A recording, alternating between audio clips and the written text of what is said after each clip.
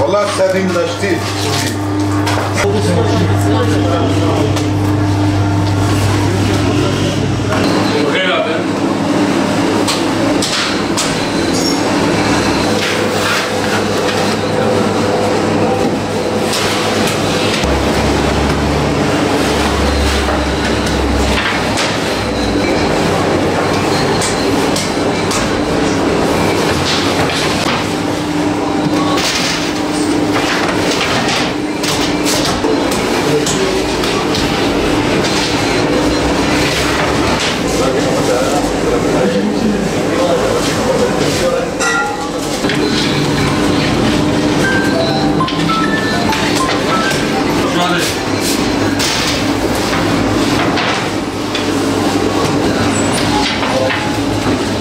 Ustanın tabii şimdi tabii.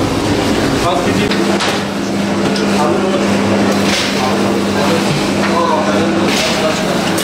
Ne yaptın?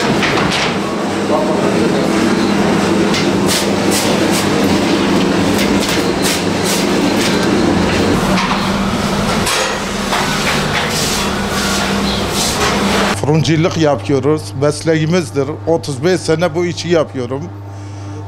60-70 dereceye kadar çalışıyoruz. Bu Güneydoğu gerçekten 45 dereceye kadar yazın ulaşıyor. 40-45 dereceye kadar. Fırının içi 250-300'e kadar ulaşıyor. İşimizi sevinerek yapıyoruz. Huzurluyuz, mutluyuz, sevinçliyiz. Ağır olduğuna rağmen devam ediyoruz. İşimiz, meslekimiz budur. Başka yapabileceğim bir iş yok. İşte bazen başımıza su döküyoruz. Soğuk su içiyoruz.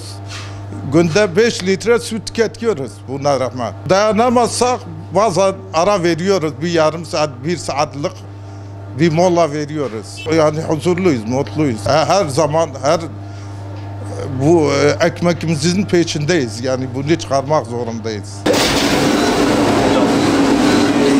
Hani lavaş nasıl?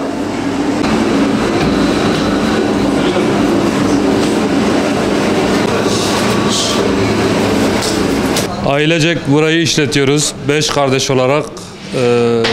İşimiz zor bir meslek. Yazın kışın aralıksızın sürekli çalışıyoruz. Yazın daha zor oluyor. Sıcakların artmasıyla 45-50 dereceye çıkmasıyla çalıştığımız alan 70 dereceyi buluyor. Fırının içi 300 derece sıcak oluyor. Günde 2-3 defa üstümüzü değiştirmek zorunda kalıyoruz. Sürekli terliyoruz. Soğuk su içerek kendimizi serinletmeye çalışıyoruz. Çok sıcak olsa ara veriyoruz bazen. Ekmeğimizin peşindeyiz. 5 kardeş olarak işimizin, gücümüzün peşindeyiz. Helal rızık peşindeyiz. Mesleğimiz bu. Biz bu mesleği öğrendik. Başka iş yapamıyoruz. Allah güç verdikçe yapmaya çalışacağız. Tabii her işin bir zorluğu vardır elbette. Çalışmayanlara tavsiyemiz var. Çalışsınlar. Boşta durmak iyi değildir. Zor da olsa helal kazanç peşinde gitmeleri gerekiyor. Sağlıcakla kalın. Kendinize iyi bakın. Hayırlı günler.